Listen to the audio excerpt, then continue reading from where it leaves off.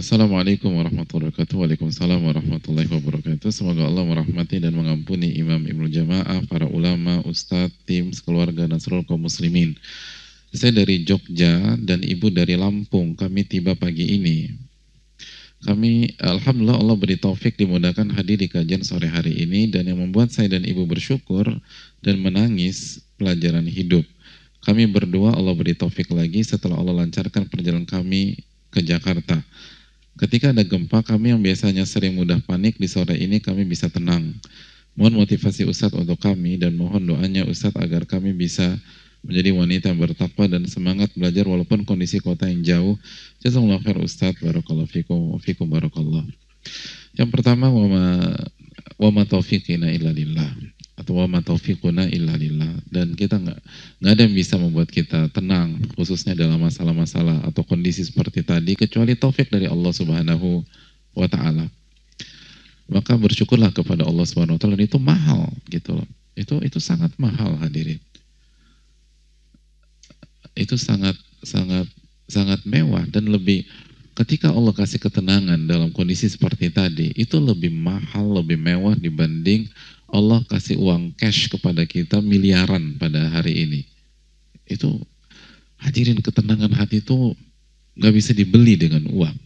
Dan ada banyak orang di dunia ini itu rela mengeluarkan uang miliaran untuk mendapatkan ketenangan hati, dan tapi gak diberikan sama Allah Subhanahu wa taala. Karena caranya salah dan gak bisa dibeli dengan materi. Ini hanya bisa dibeli dengan ala bi dzikrillahi tatmainnul qulub, ketahuilah dengan mengingat Allah hati jadi tenang. Lalu itu yang pertama. Yang kedua, sekali lagi, ketika terjadi hal-hal seperti itu, lalu Allah kasih taufik kepada kita untuk langsung mengingatnya, untuk langsung beristighfar kepadanya, untuk langsung mengamalkan nasihat para ulama, itu bukan pola pikir kita, hadirin sekalian. Itu pertolongan Allah Subhanahu wa taala. Dan itu harapan bagi kita. Semoga kita termasuk, kalau kita bisa seperti itu ya, semoga kita termasuk ke dalam sabda Nabi SAW, ta'arraf ilallahi fi raha ya'rifka fi syiddah. Kenali Allah ketika Anda lapang, maka Allah akan ingat Anda ketika Anda sedang sulit. Kenali Allah ketika lapang. Mendekatlah kepada Allah ketika lapang, maka Allah akan ingat kita pada saat kita sedang susah, sedang sulit, atau dapat kondisi seperti itu. Dan di antara bentuk Allah mengenali kita, Allah kasih taufik agar kita mengingat Allah tabaraka wa ta'ala. Karena itu yang menjadi urgensi dari kehidupan. Bukankah tujuan dari kehidupan itu untuk mengenal Allah tabaraka wa ta'ala, untuk mengingatnya, dan untuk beribadah kepada Allah Subhanahu wa ta'ala? Itu kan inti dari kehidupan. Allah berfirman tentang tujuan hidup dalam 2 ayat, hadirin. Ini dijelaskan oleh para ulama akidah. Ayat yang pertama surat apa? At-Talaq ayat 12. Allahul ladzi khalaqas sab'a samawat wa minal ardi mithlahun yatanazzalul amru bainahun lita'lamu anna Allah ala kulli syai'in qadir wa anna Allah qad ahata bi kulli syai'in ilma. Allah yang menciptakan 7 lapis langit, dan begitu juga dengan 7 lapis bumi. Dan Allah turunkan takdirnya di antara lapisan-lapisan tersebut. Allah turunkan kejadian, masalah, musibah, dinamika, dan seterusnya. Untuk apa itu semua, hadirin sekalian? Untuk apa kita diciptakan? Dan untuk apa episode demi episode kehidupan kita diciptakan oleh Allah tabaraka wa ta'ala? Allah Subhanahu wa ta'ala berfirman, "Lita'lamu anna Allah ala kulli syai'in qadir." Agar kalian mengetahui bahwa yang berkuasa adalah Allah Subhanahu wa ta'ala, dan Allah Maha berkuasa. Bukan Anda yang berkuasa. Lita'lamu anna Allah ala kulli syai'in qadir. Agar kalian mengetahui bahwa Allah yang berkuasa. Wa anna Allah qad ahata bi kulli syai'in ilma, dan Allah yang Maha tahu atas segala sesuatu. Tujuan Allah kasih gempa atau sesuatu agar kita tahu siapa yang berkuasa. Yang berkuasa adalah Allah. Bukan teori kita. Bukan tangga darurat, bukan ini, bukan itu. Betul, penyelamatan teknis harus dilakukan, tapi pertanyaan pertama, apakah kita dapat pesannya apa tidak? Apakah kita dapat menangkap itu, sinyalnya dapat apa enggak? Lita'lamu anna Allah ala kulli syai'in qadir. Agar kalian tahu, agar kalian yakin Allah yang berkuasa bukan Anda. Anda nggak bisa buat apa-apa, udah mentok udah. Begitu dikasih goncang, mau ngapain kita? Apalagi di kondisi kayak gini. Kita berada di lantai paling atas dengan orang sebanyak ini, mau gimana coba? Hah? Mau rebutan keluar? Dan masih jauh turun ke bawah. Siapa yang berkuasa? Kalau bukan Allah Tabaraka wa Ta'ala, bukan kita hadirin. Itu poin besar. Ma'rifatullah. Itu tujuan kehidupan. Agar Anda mengenal siapa yang paling berkuasa. Wa anna Allah qad ahata bi kulli syai'in ilma, dan ilmu Allah mencakup segalanya. Allah yang paling tahu berapa skala Richter misalnya. Allah paling tahu berapa durasinya. Gak ada yang tahu pada saat itu. Siapa manusia yang bisa menebak? Gak bisa. Ya udah, kalau begitu, hal yang pertama yang kita lakukan adalah mengingat Allah Subhanahu wa Ta'ala, karena itu ketenangan. Dan mengingat Allah dalam kondisi gitu, itu nggak bisa secara spontanitas. Itu harus mengamalkan hadis Nabi, ta'arraf ilallahi firraqa ya'rifka fi syiddah. Kenali Rabb Anda ketika Anda lapang, maka Allah akan ingat Anda ketika Anda sedang sulit, sedang genting. Makanya kenapa kita sholat hadirin, kenapa kita berzikir hadirin, kenapa kita datang ke kajian? Salah satunya agar Allah ingat kita pada saat kita genting. Dan kegentingan paling menakutkan adalah pada saat kapan? Sakratul maut. Sakratul maut. Dan durasinya hanya singkat. Sakratul maut singkat. Tapi itulah momen paling menakutkan manusia. Momen paling urgent bagi manusia. Momen paling besar bagi kehidupan manusia. Karena itu yang menentukan surga neraka dia. Apakah husnul khotimah atau su'ul khotimah? Apakah dia menutup dengan ending yang baik atau menutup dengan ending yang buruk? Dan Nabi kita SAW bersabda, innamal a'malu bil khawatim. Sesungguhnya amal itu tergantung endingnya, tergantung penutupannya. Kalau event-event besar dunia itu dipersiapkan selama 4 tahun, selama 12 tahun, selama bla bla bla. Ini event terbesar, bukan 12, bukan seumur hidup kita harus persiapkan semenjak balik, bahkan sebelum balik. Hanya untuk itu kan. Untuk momen yang hanya beberapa saat saja. Dan itu sangat logis, sangat logis. Kalau pembukaan event besar dunia, yang pembukanya cuma 2 jam atau 3 jam, itu persiapannya bisa 2 tahun, 3 tahun, 4 tahun, 5 tahun. Lalu bagaimana dengan kematian?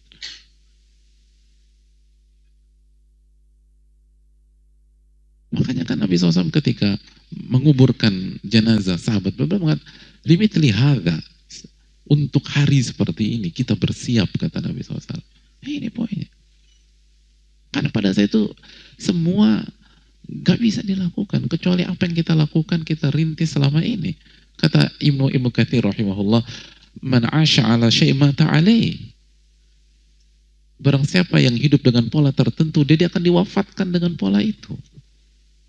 Maka mumpung masih ada kesempatan, mumpung masih ada waktu, mumpung ada waktu luang, bangun pola kebaikan hadirin. Bangun pola bertauhid kepada Allah. Bangun pola mengingat Allah Subhanahu wa Ta'ala. Maka secara otomatis begitu kita mengalami hal demikian, itu langsung terkoneksi dengan Allah Subhanahu wa Ta'ala. Tadi kita merasakan, mungkin sebagian kita merasakan, hanya untuk mengingat la ilaha illa anta subhanaka inni kuntu minadh dhalimin aja nggak mudah loh. Nggak mudah. Kondisi kayak gitu nggak mudah. Lupa kita sebagian. La ilaha illa anta subhanaka inni kuntu minadh dhalimin. Ini sore ini ternyata bukan ajal kita, bukan sakratul maut. Lalu bagaimana jika hari itu datang? Bisa nggak kita ingat ucapan la ilaha illallah? Bukan sekarang hadirin, bukan ketika kita lagi santai, bukan kita lagi ngejok, lagi ketawa, itu mudah. Tapi pada saat waja'at sakratul mauti bil haq, dzalika ma kunta minhu tahid. Ketika sakratul maut datang dan hak. Kan begitu. Idza tafati saqu bisaq, ketika lutut itu saling berpautan dan menyilang karena momen itu sangat menyakitkan. Bisa nggak kita ingat itu? Allah kasih taufik nggak buat kita? Kan itu yang harus kita renungkan. Dan kejadian tadi mengingatkan kita bahwa tilkal ayyam nudawiluha bainan nas. Allah mengatakan hari itu kita putar. Memang ada hari lapang, tapi bisa jadi Allah, kalau Allah mau balik kenyamanan kita, kelapangan kita, sebagian kita mungkin tadi lagi bercanda, lagi ngobrol sana, begitu Allah buat gitu, masih bisa bercanda hadirin? Gak bisa bercanda, udah pucat muka, pucat muka.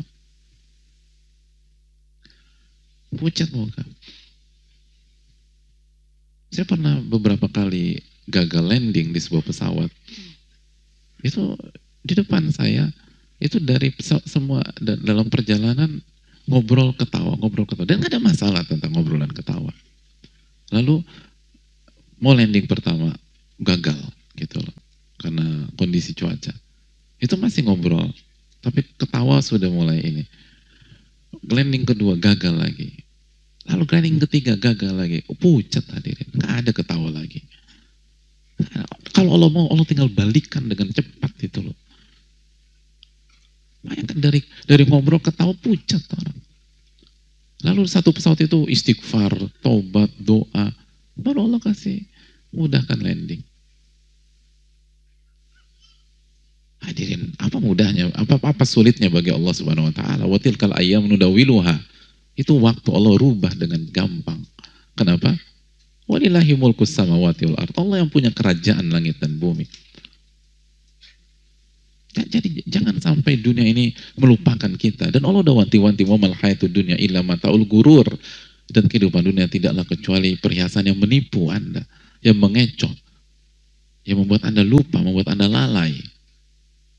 Ini yang harus kita ingat terus. Ini mahal.